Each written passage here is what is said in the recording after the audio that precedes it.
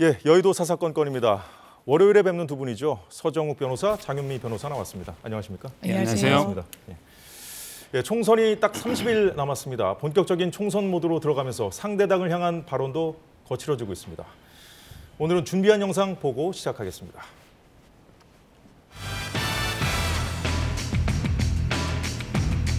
스웨덴은 대한민국이 독재화되고 있다고 분석합니다. 엄정해야 될 사정 권력은 정권의 입맛에 따라 윤 정권 무죄, 민주당 유죄의 녹슨 칼날을 마구 휘두르고 있습니다. 이재명 대표가 21대 국회에서 해온 행태가 의회 독재입니다. 그리고 지금의 막장 사천을 하고 있는 행태가 바로 독재입니다. 해륜 공천으로 국민을 능멸하고 있습니다. 대국민 선전포고 바로 그 자체입니다. 해륜 공천, 음란 공천, 극우 공천, 부패 공천 이거 다 이재명 대표가 이재명 대표 스스로를 공천한 것.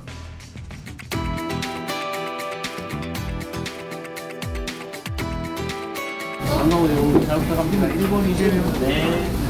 설마 이치가 아니겠지?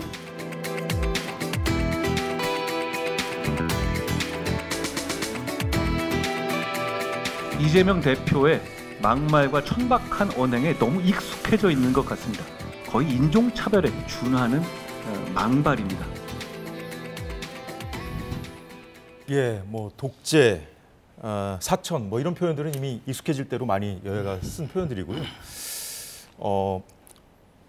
이재명 대표가 주말에 폐륜, 뭐 음란, 극우, 부패 이런 표현을 써가면서 이제 국민의힘 공천 상황을 비판했더니 한동훈 위원장이 이재명 대표에게 해당하는 표현들이라 이렇게 반박하는 내용도 들었고요. 영상에서 이제 뒷부분에 나온 것 중에 이제 주말 사이에 가장 논란이 됐던 부분입니다. 이재명 대표의 이직 발언인데 야당 일각에서 그 여당 지지자들을 좀 비하할 때 쓰는 표현이지 않습니까? 이걸 이제 이재명 대표, 당 대표가 써서 이제 논란이 됐는데 서 변호사님 어떻게 보셨습니까? 뭐 제가 보기에 그 이재명 대표의 그 참을 수 없는 가벼운 입이 민주당의 그 가장 큰 총선 리스크가 되고 있다. 얼마 전에도요 정우택 의원인데 그 치열하게 경선을 했잖아. 윤갑근 후보하고요. 그런데 그 뻔뻔하게 단수 춘천을 했다. 이래가는데 두 번이나 사과했지 않습니까? 근데 조금만 신경 쓰면 돼 금방 팩트 체크가 가능한 걸 허위로 이제 그 말한 거 아니에요. 이번에 이직도 마찬가지입니다. 이거야말로 극단적인 갈라치기 혐오 발언이거든요. 본인이 또 사과했지 않습니까? 예. 사과를 한 주 동안에 3번이나 했습니다. 이런 식으로 그전에 이재명 대표의 경솔하고 이런 데 천박한 발언 이거야말로 이런 발언을 어떻게 국가 지도자를 꿈꿀 수 있겠는가 이런 생각이 들고요. 앞으로 이제 조금 더 신중하고 좀 이제 품격 있게 발언해 주시기를 바랍니다. 예, 좀 품격 있는 발언을 해주길 부탁한다고 말씀을 하셨는데 그 이재명 대표도 사과를 했지 않습니까? 그렇습니다. 근데 연일 이제 국민의힘은 비판하고 있거든요. 그렇죠. 인종차별에 비견할 비유인지는 제가 좀 의문입니다. 왜냐하면 일찍이라는 표현도 있더라고요. 그러니까 1번 민주당을 찍는 사람인지 2번 그 국민의힘을 찍는 사람인지 이걸 멸칭이라고 이야기를 자당에서 하는 이유도 사실 의아한 부분이 좀 있고요. 다만 당신 이찍이지라고 했을 때 뭔가 유권자를 1번을 찍는 2번을 찍는 좀 갈랐다라는 부분에 대해서는 그 지적을 겸허히 새길 필요는 있다라고 생각합니다. 그러니까 본인도 뭐 사과를 했겠죠. 그렇죠. 그러니까 사과를 한 부분이 있고요. 저는 메시지에 아주 단발적인 부분이 아니라 그 본질을 보는 게 우선이라고 생각합니다. 이를테면 폐륜 공천 이야기가 왜 나왔습니까? 성일종 의원이 이또 히로부미는 아주 잘 자란 인재라는 취지로 장학금 수여식에서 이야기합니다. 당연히 친일 프레임이 다시 한번 국민의힘으로부터 소환될 수밖에 없는 부분이 있죠. 이거 잘된 공천이라고 이야기할 수 있겠습니까? 정우택 의원에 대해서도 마찬가지입니다. CCTV 영상이 있습니다. 단수 공천이란 말 분명히 잘못됐죠. 왜냐하면 경선을 거쳤지만요. 그렇지만 그 메시지의 본질은 뭡니까? 왜냐하면 한동훈 비대위원장이 이런 돈봉투 수수 의혹과 관련해서 민주당을 매섭게 공세했던 때와는 완전히 다르게 후보에서 제외하는 건 부적절하다라고 애워쌌거든요. 엄호했거든요. 이런 걸 내로남불이라고 하는 겁니다. 예, 뭐 앞서 말씀하신 성일종 의원 발언 같은 경우에 좀 한동훈 위원장이 직접 네. 진화하기도 했죠. 그렇습니다. 입단속을 해야 된다는 말도 했는데 앞으로 한 달은 이렇게 잘하는 것도 중요하지만 무엇보다 뭐 말도 그렇고요. 리스크 관리가 아주 중요한 기간이라고 할 수 있겠죠. 민주당은 국민의힘 후보들의 과거 발언을 문제 삼고 있습니다. 대구 지역 공천을 받은 도태우 변호사가 한 발언, 5.18 관련된 발언에 대해서 이재명 대표가 극우 공천이다 이렇게 비판한 빌미가 됐고요. 부산에서 공천을 받은 장해찬 전 최고위원 발언도 논란이 되고 있는데 이 부분은 뭐 음란 공천이라는 비판을 받은 대목이죠. 자, 장유미 변호사께 여쭤보겠습니다. 네. 도태우 변호사도 이 발언 때문에 사과를 했고, 그렇습니다. 그리고 장 전 최고위원도 뭐 사과를 했습니다만 이렇게 과거 발언, 지금 보면은 장해찬 위원 같은 경우에 저 발언이 지금 10년 정도 네, 된 맞습니다. 발언이라고 하는데 이렇게 과거 발언까지 막 끄집어내기 시작하면 이게 뭐 야당 의원 그렇죠. 후보들도 뭐 그런 맞습니다. 실수한 말들이 많잖아요. 그래서 저는 좀 그렇지 않을까요? 짚어주신 대로 그렇다면 공직에 임하기로 마음을 먹기 전과 후에 말의 무게는 당연히 다른 부분이 있죠. 그렇기 때문에 당에서 어떻게 이 부분을 해명하는지가 상당히 중요한데요. 이를테면 도태우 변호사 적절한 발언하지 않았습니다. 그거는 예외가 없어요. 발언에도 수위라는 게 있는 겁니다. 5.18과 관련해서 뭔가 북한 개입 여부가 문제된다라는 건 상식으로까지 얘기했어요. 이 부분은 우리 사회에서 통용되는 개념이라고 보기 어렵습니다. 그런데 국민의힘 공관위원장이 뭐라 그랬습니까? 이런 부분에 대한 검증이 있는지를 언론은 당연히 물을 수 있죠. 그러니까 다양성을 존중하는 차원에서 검증했다라고 얘기했습니다. 이런 걸 다양성이라고 부르지 않습니다. 사회적으로 통용되고 그렇지 않은 어떤 생각과 이념의 차이는 분명히 그어줘야 되는 게 공당의 역할인 거죠. 그리고 그렇습니다. 장해찬 최고 청년 정치를 담보한다 뭐 이런 평가가 있지만요. 사실 대단히 어떤 진영 논리에 매몰된 채 이야기했죠. 이재명 대표에 대해서 얼마나 여러 차례 좀 공세의 수위를 높였으니까 그 잣대 그대로를 본인한테 대보자는 겁니다. 난교 파티를 즐겨도 직무의 책임성을 보이면 문제가 없다? 이거는 국민들 눈높이엔 전혀 맞지 않아요. 이런 발언이 과거니까 단순히 문제되지 않는다? 이 발언에 대해서 그러면 본인이 잘못했다고 이야기합니까? 과거에 한 발언이니까 문제 없다는 취지로 이야기하고 있는 거 아니겠습니까? 그렇기 때문에 이게 과연 국민 눈높이에 맞는 공천이냐, 잘된 공천이냐 이런 물음표가 나올 수밖에 없는 거죠. 그 도태우 변호사 관련해서는 그 한국일보 단독 보도이긴 합니다만 지도부에서 이 공천 과정에서 좀 경론이 있었다는 얘기도 있고요. 그러니까 이제 어쨌든 그 당사자들이 사과했다는 거는 당사자들도 이게 조금 문제의 소지가 있다는 걸 좀 느꼈다, 알고 있다는 거 아닐까요? 서 변호사님 어떻게 보십니까? 뭐 저는 이제 그 광주 우리 그 민주화운동, 우리나라 이제 민주화 역사의 그 큰 획을 끈 그걸로 저는 이제 그 높이 평가합니다. 근데 그 아마 도태우 변호사가 그는 이제 그 광주에 북한이 개입했다 이랬으면 제부터 반대했을 겁니다. 그게 아니고요. 이제 그 광주에 대해서도 여러 가지 이제 그 뭐 유공자가 진짜냐 아니냐 이런 논란도 좀 있었고, 그다음에 그 실제 북한군 개입을 주장한 분이 있어요. 근데 도태우 변호사가 그걸 따르는 게 아니고 이런 이제 여러 가지 가능성을 5.18도 성역이 아니니까 다 이게 진상 역사적인 비판은 필요한 거 아닌가 이런 취지이기 때문에 아마 공천을 준 걸로 이렇게 평가되고요. 장해찬 최고위원도 마찬가지입니다. 그냥 낭교를 즐기자 했으면 제부터게 반대했을 거예요. 그런 뜻이 아니고 그런 맥락에서 얘기한 건 아니라는 그렇죠. 거죠. 결국 이제 앞에 비유를 할 때 대비적으로 실제 전문성과 책임성이 있는 분들이 존경받는 사회 이걸 이제 그 강조하다 보니까 앞부분에 매우 들어간 거죠. 매우 부적절한 얘기를 했다는 그걸 그래 하자는 게 아니잖아요. 이걸 이게 오래전에 이런 발언까지 자꾸 이게 꼬투리 잡는 거는 저는 문제가 있다. 이걸 가지고 이게 사퇴하라면 전국에 어느 후보가 사퇴 안 할 후보가 누가 있겠습니까? 그러면 이재명 대표의 과거에 형수 욕설 가지고 사퇴하라면 이게 맞습니까? 그거부터 되돌아봐야죠. 근데 이제 앞서 제가 이제 그 장 변호사님한테 이제 질문을 드리면서 이제 과거 발언까지 이렇게 막 꺼내기 시작하면은 이제 공방이 좀 더 가열되지 않겠느냐 이런 취지로 좀 말씀도 드렸는데 지금 보면 박강원 전 원내대표를 꺾은 그 김준혁 후보 같은 경우에도 과거에 좀 논란이 될 만한 발언들을 많이 해서 그 해당 발언이 있는 영상들을 좀 지금 비공개 처리했다고 해요. 그런 얘기도 있으니까 일단 이런 과거 발언에 대해서는 일단은 좀 양당이 앞으로 어떻게 나올지 좀 우리가 지켜봐야 될 것 같고요. 그리고 이제 본인들 또 이게 사과를 하지 않습니까? 사과할 때도 더 거기에 대해서 뭐 이렇게 설명을 길게 하는 것보다는 좀 깔끔하게 사과하는 게 좀 낫지 않겠나 하는 생각도 드는데 좀 동의하십니까 이 부분? 그렇죠. 사과할 때는 이제 깔끔하게 하고 이제 더 논란 끌 건 아니고 김준혁 교수는 이제 그 과거 발언뿐만 아니라 최근에도 보니까요. 이번에 뭐 본인이 공천 받은 거 있잖아요. 이게 그 하늘의 뜻인 것처럼 계시인 것처럼 이래가게 또 정정한 것도 제가 봤고요. 그리고 이제 뭐 소나무에 그 뭐 전기를 받아서 어쩌고 이런 이제 그 본인은 옛날에 윤석열 대통령이 왕자 세겠다고 엄청나게 하더니 오히려 이게 무속에 가까운 이런 게 발언을 했습니다. 뭐 취소한 것도 있고 사과한 것도 있지만 그래서 이제 그 진짜 정치인 오히려 최근 발언은 더 신중해야 되는 거죠, 과거보다. 그렇죠. 예. 앞서 이제 본 영상 중에 이제 공천 관련해서도 뭐 이런저런 얘기가 오고 이제 장 변호사님도 아까 좀 그 폐륜 공천이라고 지적한 부분에 대해서 이제 말씀을 좀 하셨잖아요. 네. 예, 더 하실 말씀이시죠? 일단 덧붙여서 저도 과거에 어떤 발언이든 끄집어서 세밀하게 현미경을 대면 누가 이 검증의 틀을 넘을 수 있겠습니까? 그러면 앵커님께서 그렇죠. 짚어주신 대로 깔끔하게 사과하면 되는데요. 이를테면 장해찬 후보 같은 경우에는 그러면 이재명 대표는 뭐 문제 없느냐라고 이렇게 자기가 잘못한 게 없다는 취지로 이야기를 하는 건 그건 논란을 더 불식시키고 국민 눈높이에 맞지 않는다는 말씀 다시 한번 드리고 싶습니다. 공천 관련해서도 좀 말씀을 해주시죠. 의견. 예, 그리고 지금 뭐 소나무 뭐 말씀을 하셨는데요. 아까 김준혁 의원은 어쨌든 민주당의 당내 경선을 통해 가지고 당선이 된 후보고 그 화면을 보더라도요. 사실 내가 거기에 한번 가봤더니 소나무도 있고 전기가 좋은 것 같다 이렇게 지나가는 식으로 한 거지 마치 뭐 이게 미신과 접목이 되는 그런 발언은 아니었다는 점 다시 말씀드립니다. 미신뿐만 아니라 지금 논란이 되는 그런 그 지점들이 다른 말들이 또 있거든요. 되죠. 네, 예, 맞습니다. 그래서 뭐 후보들이 다 조심을 좀 해야겠습니다. 네. 그 이재명 대표가 국민의힘 공천 갖고 이제 폐륜 공천이라고 비판한 그 지점에 대해서 이제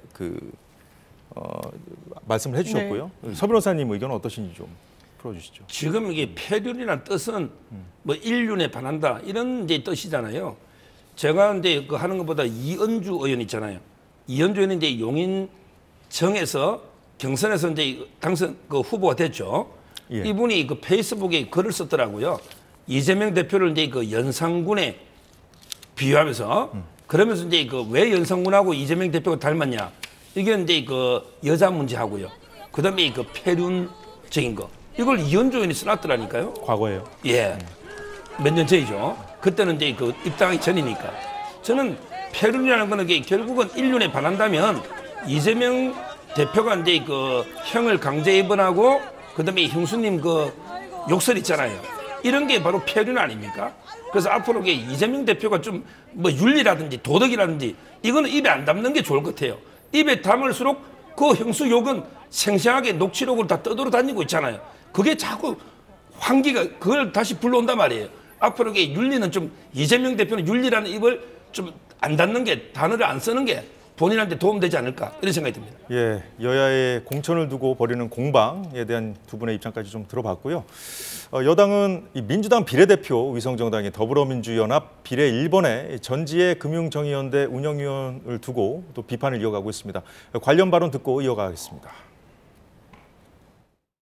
민주당 위성정당의 비례에 면면이 드러나고 있습니다. 노골적인 종북 인사들이 포함되어 있습니다. 비례 1번 후보의 경우에는 한미연합훈련 반대와 주한 미군 철수를 외치던 단체의 대표 출신입니다.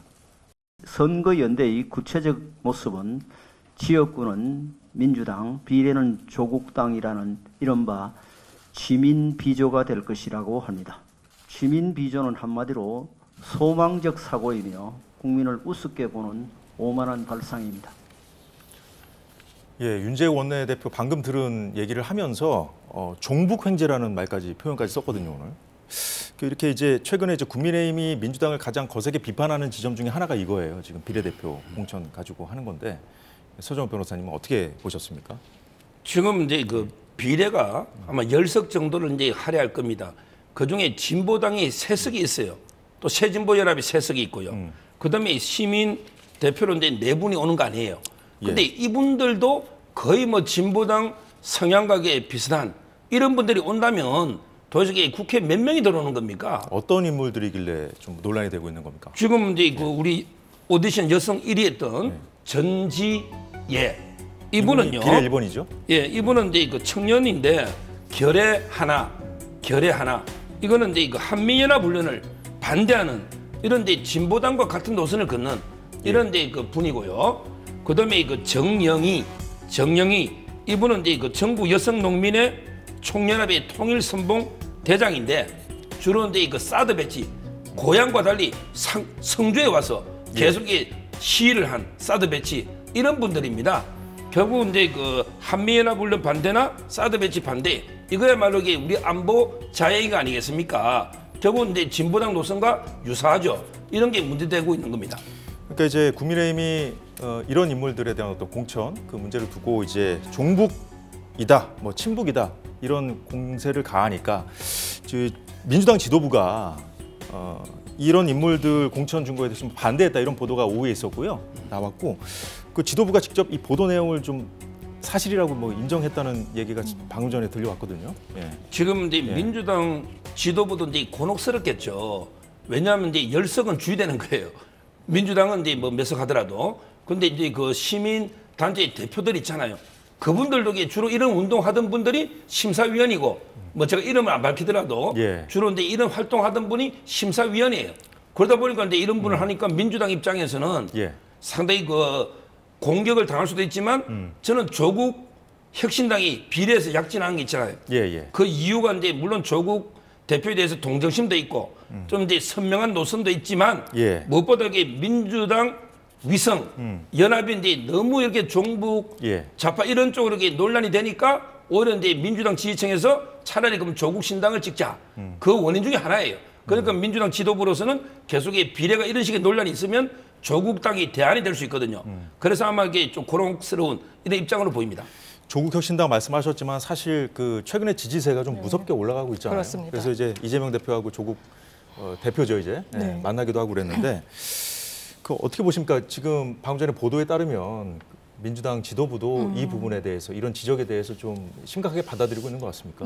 일단 그런 부분은 있는 것 같습니다. 지금 이분들이 뭐 한미연합훈련을 반대한다 이 등등의 가치를 갖고 국회에 왔을 때 그게 주류 목소리가 될 수 있겠습니까? 언제적 종북 프레임입니까? 한 언론에서 지적하듯이 운동권 청산 이야기하다가 이게 악의가 맞지 않으니까 이제는 종북을 들고 나온다라는 분석까지 나오는데 이렇게 대한민국의 가치와 이념이 허술하지 저는 않다. 라고 생각합니다.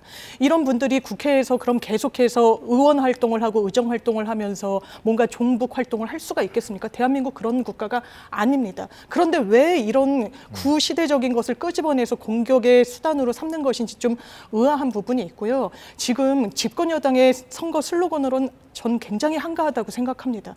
지금 경제가 너무 어렵습니다. 하위 이 소득계층들은 식비를 줄이고 있어요. 역대급입니다. 이런 상황 속에서 집권 여당이라면 책임감 있게 어떻게 경제를 살리겠다. 우리가 무엇을 잘못했으니까 어떻게 국고도 탄탄히 채워나가겠다. 이런 대안을 이야기해야지. 종북이다. 민주당 심판하겠다. 이런 걸로 유권자들 마음 잡을 수 있을까요? 전 절대로 없을 거라고 생각합니다. 대안을 얘기하는 건 이제 야당이 할 역할이기도 하지 않습니까? 이런 비례 1번이나 이런 사람들을 어떤 경제라든가 경제 전문가라든가 이런 어떤 국민 어떤 실생활에 좀 어느 정도 좀 도움이 될 만한 사람들을 좀 민주당에서 공천을 했다면 이런 공격의 비밀도 주지 않았을 텐데. 예, 당선권에 당연히 그런 분들을 배치하는 걸 논의하고 있는 것으로 알고 있고요. 사실 공개 오디션을 했지만 여성 배치라서 1번을 부여받은 부분이 있고 실제로 100점을 받은 김윤 교수 같은 분이 있습니다. 지금 대단히 거칠게 추진하고 있는 의대 정원과 관련해서 민주당이 대안을 내놓고 있죠. 우리가 의사정 협의회를 만들어가지고 한번 차근차근 논의해보자. 지난 정부 때 민주당의 입장은 10년 동안 400명씩 차츰차츰 증원하자는 것이었거든요. 이런 부분과 관련해서 대안을 내도 집권 여당이 저는 책임감 있게 그 부분 논의 테이블에 오르고 있지 않기 때문에요. 민주당이 할 수 있는 역할 비례 순번뿐만 아니라 대안 사력으로서 그리고 아주 세밀한 정책으로서 보완해 나갈 거라고 생각합니다. 예, 의대 증원 얘기까지 해주셨는데 저희가 뒤에 이제 준비한 질문이 있으니까 또 다뤄보도록 하고요. 자, 서 변호사님, 그 앞서 우리 윤재욱 그 원내대표 발언 중에 이 조국 그 혁신당과의 어떤 연대 이거에 대한 비판도 있었거든요. 지금 이제 그게 이제 그 방탄 동맹 범죄 피의자 연대다. 뭐 이런 이제 그 비판이 있는 거고요.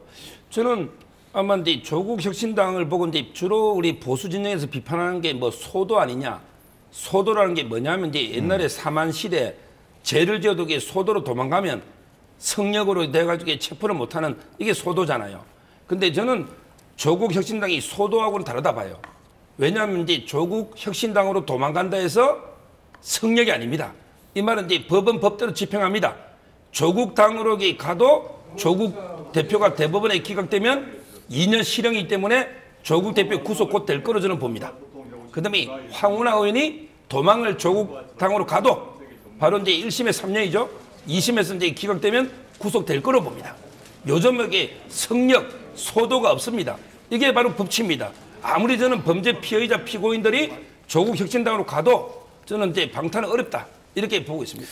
예, 조국 혁신당과 민주당과의 연대와 관련해서 지난주에 민주당 지지자들 사이에서 이른바 뭐 몰빵 논란이라는 것이 있었습니다.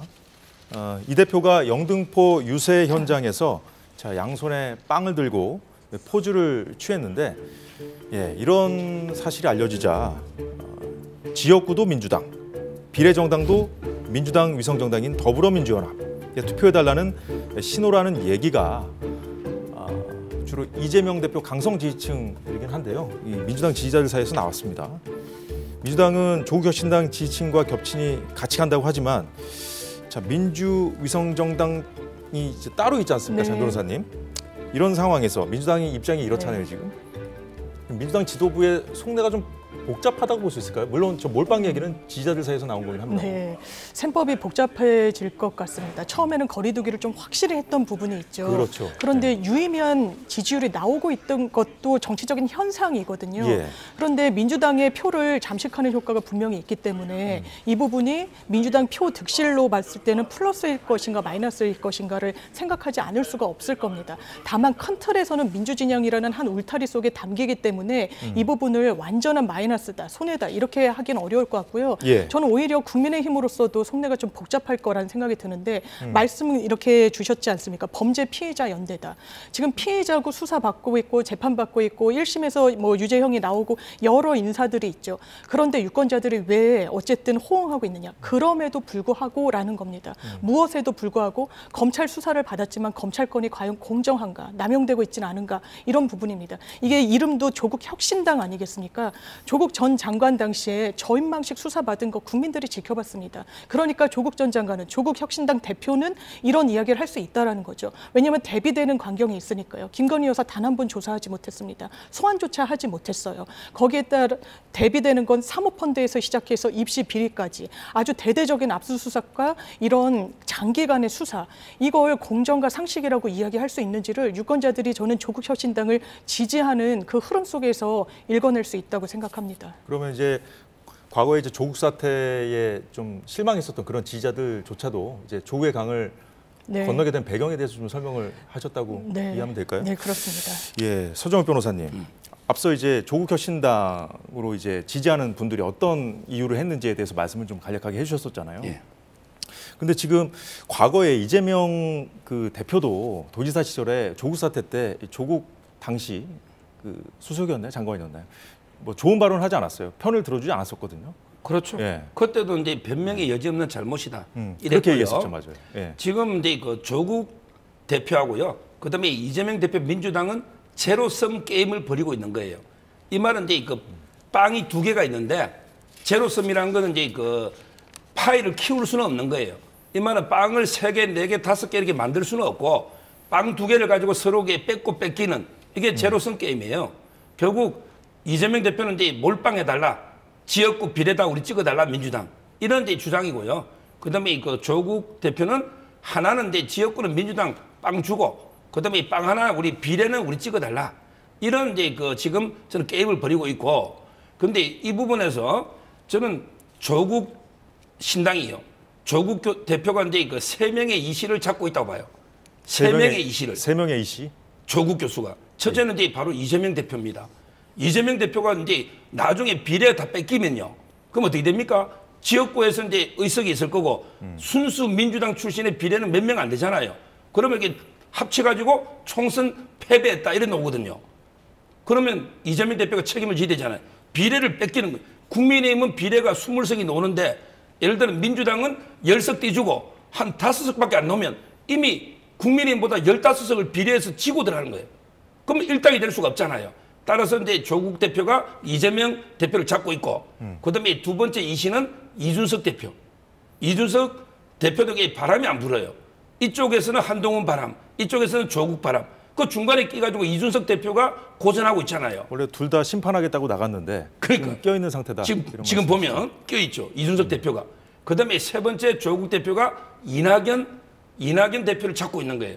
이낙연 대표의 지지율이 조국 바람에 완전히 호남에서도 상당히 지금 이게 어렵잖아요. 그래서는 조국 대표가 3명의 이시, 이재명, 이준석, 이낙연을 이렇게 잡고 있다고 봅니다.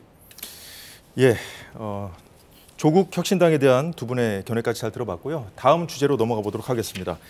현재 주로 거론되는 총선의 변수들을 좀 살펴보려고 합니다. 자, 지금 화면에서도 나오고 있습니다만 현재 정치권에서는 의대 정원 확대와 주말 사이 수면 위로 다시 떠오른 최상병 사건 수사 외압 의혹을 총선의 변수로 꼽고 있습니다. 자, 이건 장 변호사님께 먼저 여쭤보겠습니다. 이 두 가지 이슈가 좀 많이 거론되고 있지 않습니까? 그렇습니다. 앞으로 총선에 얼마나 영향을 미칠까요? 일단 대통령 지지율이 상승세다라고 했을 때는 의대 정원 확대를 좀 추진력 있게 밀어붙인 측면이 좀 분명히 있다라고 생각합니다. 그런데 이 부분이 총선에서 유리한 전략일지는 따져봐야 될 것 같습니다. 일단 이 정책에 찬성하는 유권자들은 조직화돼 있지 않아요. 그런데 의사협회는 어떻습니까? 지난 대선 때 윤석열 대통령 지지 선언하고 이랬었거든요. 그런데 완전히 돌아섰습니다. 총선에서 표를 던지기는 최소한 어려울 거예요. 그러면 이렇게 조직화된 표가 분산되고 오히려 반대세로 돌아서는 걸 어떻게 이 여권에 영향을 미칠 것인지 좀 볼 지점이 있다고 생각하고요. 저는 총선을 두고 악수 중에 악수가 이종섭 전 장관을 호주 대사로 부임시킨 것이라고 생각합니다. 이 부분은 대단히 많은 국민들께서 의아하다고 생각하실 겁니다. 예, 그 두 가지 주제에 대해서, 두 가지 이슈에 대해서 장 변호사님 말씀해 주셨는데 서 변호사님 생각은 어떠십니까? 일단 이제 의대 정원은 크게 이제 저는 플러스가 된다 봐요. 왜냐하면 이제 이재명 대표나 민주당도 의대 정원을 주장했었잖아요. 예. 따라서 이제 의사들이 민주당 찍지는 않을 거고. 그러니까 민주당 정부에서도 과거에 추진하려다 실패했던 것도. 그러니까 이제 그 찍지는 않을 거고. 문제는 이제 국민 여론이 압도적으로 의대 정원이 필요하다. 이렇기 때문에 저는 국민의힘이 플러스가 된다. 이렇게 보고 있고요. 그다음에 두 번째 중요한 게 그 최상병 문제 있잖아요. 예. 이게 문제, 이 용어가 문제예요. 제가 예를 한번 들어볼게요. KBS 기자가 어떤 게 기사를 보도합니다. 예. 여기에 그 대통령실에 언론 담당하는 분이 전화해가지고 비판적인 기사 빼. 너 이러면 이게 외압이죠. 그럼 외압입니다. 근데 그게 아니고 KBS 기자가 보도하는데 위에 직속 상관이 이거 팩트 체크 더 해봐. 이거 빼. 이거는 외압이 아니고 정당하게 저는 지시 감독하는 거예요. 자, 그러면 이제 그 최상병 사건을 수사한 박정훈 대령이 뭐 판사처럼 이게 독립된 수사권이 있느냐? 그게 아니에요. 그분도 완전히 독립된 존재가 아니고 군의 상명하복 속에 그 위에 사령관도 있고 그다음에 국방부 장관은 지휘권이 있는 거예요. 통수권자는 대통령입니다. 대통령이 이렇게 저렇게 지시하면 정당한 지시지 이걸 외압이라고 하면 안 돼요. 근데 예를 들어 뭐 국회에서 국방위원 민주당 의원이 전화해가지고 야 빼 이거는 외압이에요. 왜? 국회의원은 그런 권한이 없죠. 따라서 저는 장관 보고 어떤 지시를 가지고 외압이라면 이게 말이 됩니까? 장관은 군대에 대해서 모든 걸 지시할 수 있는 권한이 있잖아요. 군정 군령권이. 이게 왜 외압입니까? 그리고 이게 박정훈 대령은 수사권도 없어요. 이거는 그냥 개요만 적어서 일반 경찰로 넘기는 게 법이거든요. 따라서 이걸 가지고 마치 이게 엄청난 뭐 외압을 넣은 것처럼 이거는 이게 잘못된 프레임이다. 이래 봅니다. 앞서 이제 장 변호사님 말씀하신 대로 이종섭 전 장관이 호주 그 대사로 내정되고 또 이제 주말에 출국하면서 이게 야당의 어떤 공세 빌미가 되지 않았습니까, 서 변호사님? 이게 부당한 정치 공세예요. 공처에서 수사를 이미 종결됐고 그래서 이의 신청해가지고 출금 푸른 거 아닙니까? 지금 대사가 이게 얼마나 중요한 국가 사무인데 이걸 그러면 못 나가야 됩니까? 이거야말로 이게 정치 공세고 제가 조금 전에도 이야기했잖아요. 이제 외압이라는 말은 쓰지 마세요. 외압이라는 거는 직권남용 범죄라는 거는 뭐냐면 이게 고유한 독립된 수사권이 있는데 이걸 행사 못하도록 외부의 사람이 하는 거지. 일단 박정훈 대령 자체가 고유한 수사권이 없어요. 군대는 다 위에서 감독하는 거예요. 그리고 국방부 장관은 모든 데 관여할 수가 있는 거죠. 이걸 자꾸 저는 고소를 해가지고 말도 안 되게 고소고 이미 공세 수사 끝났기 때문에 출금이 해제된 거예요. 예, 송 의사님 바로 말씀 들어보니까 이제 야당의 공세 자체가 이제 성립이 될 수 없다 이런 취지로 말씀하신 것 같은데요.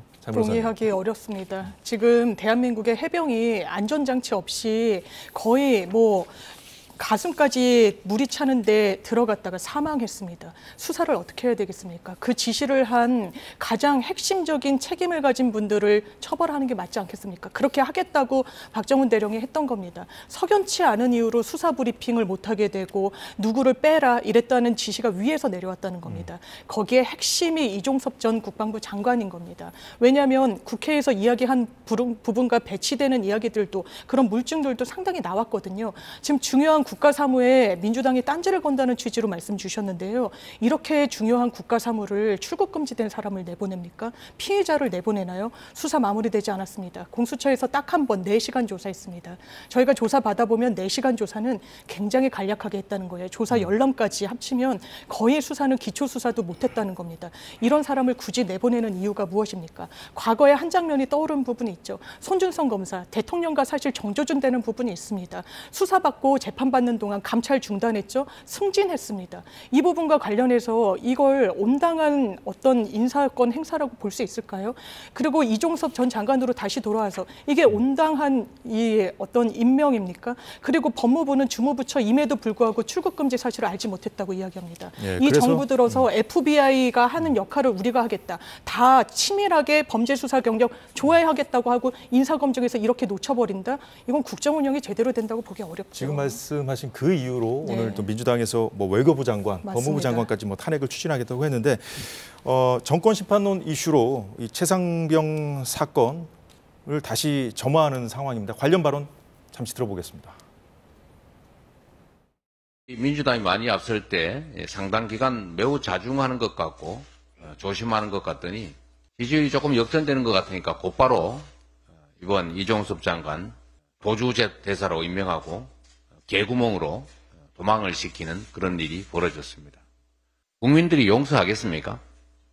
사실상 국가기관이 공권력을 동원해서 핵심 피의자를 해외로 도피시킨 초유의 사태입니다. 이러한 대통령의 행태는 우리 헌정사상 그리고 외교 역사에 전례가 없는 일입니다. 명백한 수사 방해이자 직권 남용입니다. 예, 서정욱 변호사님, 이종섭 전 장관이 이제 출국한 날 민주당 의원들도 공항까지 뭐 쫓아가지 않았습니까? 그런 상황이었는데 공수처가 이제 수사를 하던 하는 상황이잖아요. 공수처는 처장은 지금 공석인 상황이지만 지금 공수처에 이제 남아 있는 인사들은 대부분 전 정부에서 임명됐던 사람들 아닙니까? 이거 가지고 또 국민의힘에서는 좀 문제 제기를 하더군요. 지금 이제 그 조국 대표는요 2심에서 2년 받은 사람들이 정치 활동하고 있잖아요. 그럼 이제 공처에 고발만 하면 대사도 못 가고 이게 완전히 마비돼 몇 년 동안 그 수사가 보통 1, 2년 뭐 수년 걸리잖아요. 그러면 이게 가만히 있어야 됩니까? 가만히 기다리고 있어야 됩니까? 고발만 되면 이게 말이 안 되고요. 그다음에 홍익표 대표가 수사방해라고 하는데 좀 이게 그 군 법률을 좀 보십시오. 법이 개정이 돼가지고 이제 관할권이 예를 들어 이제 뭐 성추행이나 성 문제 있잖아요. 그리고 이제 그 평상시에 이런 군인의 그 순직 사고 났잖아요. 이런 경우에 관할권이 일선 경찰이 수사권이 있는 겁니다. 군대 헌병이 수사하는 게 아니에요. 수사권이 없어요. 일선 경찰이 한다니까요. 수사권이 없는데 무슨 수사를 방해합니까? 권한 자체가 없는데 그분들은 그냥 사건 개요만 적어서 경찰로 이첩하면 끝나는 거예요. 따라서 저는 수사방해다. 또 이렇게 직권을 남용해서 수사를 못하겠다. 이거는 말해 지금 경찰이 수사하는 겁니다. 이 말씀 드리고요. 그리고 이제 아까 공수처도 마찬가지입니다. 지금 무한정하게 수사 길어질 기다릴 수는 없다. 이미 수사를 했기 때문에 출검을 A 신청해서 푸는 거다. 이렇게 보입니다. 앞서 이제 의혹을 제기하는 것 자체가 이제 성립될 수 없다는 취지의 이제 반론을 해주셨고 장 변호사님. 네. 그리고 지금은 또 이 수사하는 것 자체도 이거는 좀 성립될 수 없다는 취지로 말씀을 해주신 것 같은데.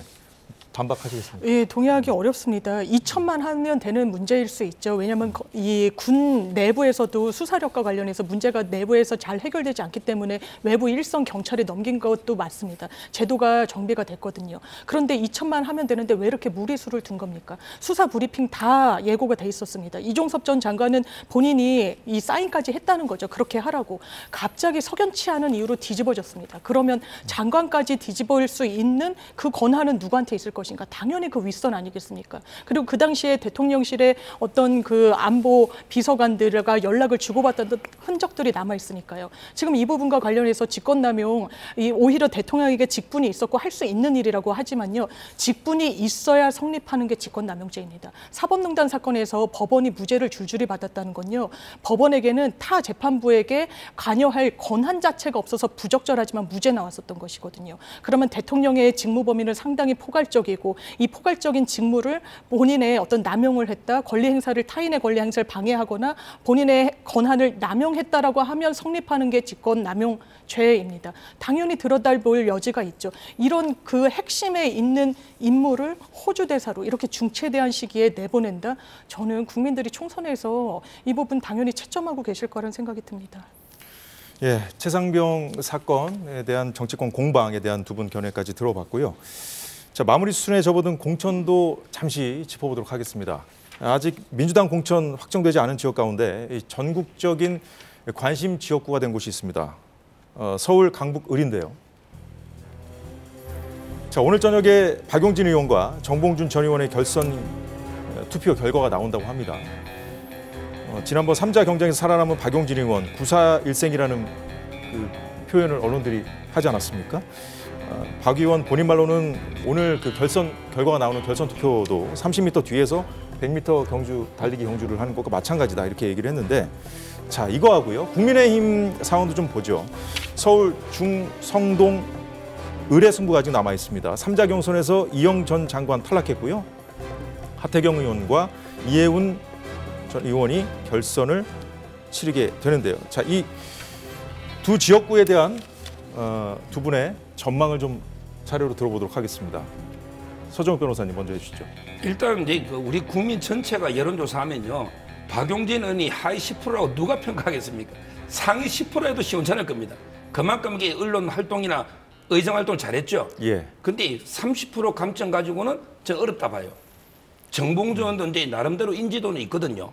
뭐 여러 비판도 있지만 1차 경선에서는 어떻게 어렵게 됐습니다만 결선은 더 어려울 거다. 그때는 이제 이성훈 변호사하고 표가 분산된 거고, 예. 그래서 저는 이제 결선 투표 제도를 도입한 자체가 박용진을 억지로 찾기 위해서, 제가 그때도 비판했지 않습니까? 예. 결선 투표 없었으면 저는 박용진 1등 했다 봐요. 그런데 결선 투표 때문에 이재명 지지하는 이제 소위 개딸 당원들 포함해서 그쪽이 이제 뭉친단 말이에요. 따라서 저는 아마 이제 그 박용진 의원이 이기긴 어렵다. 그러면 이게 앞으로 공천 후폭풍이 클 거다. 이렇게 보이고요. 중성동으로는요? 중성동은 이제 그 간단히 부탁드리겠습니다. 예, 하태경 이분이 3선으로 희생했기 때문에 개인 생각은 저는 하태경이 유리하지 않은 그런 봅니다. 예. 장 변호사님 네. 전망은 어떠십니까? 일단 박용진 의원이 어려운 건 맞죠. 왜냐하면 정봉주 의원을 꺾기 위해서는 58.83% 득표해야 됩니다. 너무 불리하죠. 너무 불리한 지형에서 또 출발한다는 점, 그리고 이승훈 변호사가 정봉주 전 의원에도 이 지지를 선언한 부분이 좀 악재로 작용할 부분이 있어 보이고요. 그런가요? 예. 네. 그리고 하태경 의원과 이해운 전 의원은 이 지역에 제일 먼저 좀 가서 준비를 한 부분에 있어서 메리트가 있어 보이고, 하태경 의원은 또 굉장히 본인의 지역구를 포기하고 이른바 험지로 갔다는 부분을 유권자들이 판단하실 거라는 생각이 들어가지고요. 굉장히 좀 규치가 주목됩니다. 예, 두 분 오늘 해주신 전망이 얼마나 맞아떨어질지 그 내용까지 더해서 다음 주에 이 시간에 다시 더 얘기해 보도록 하겠고요. 오늘은 여기서 마치겠습니다. 장윤미, 서정욱 변호사였습니다. 오늘 말씀도 고맙습니다. 감사합니다.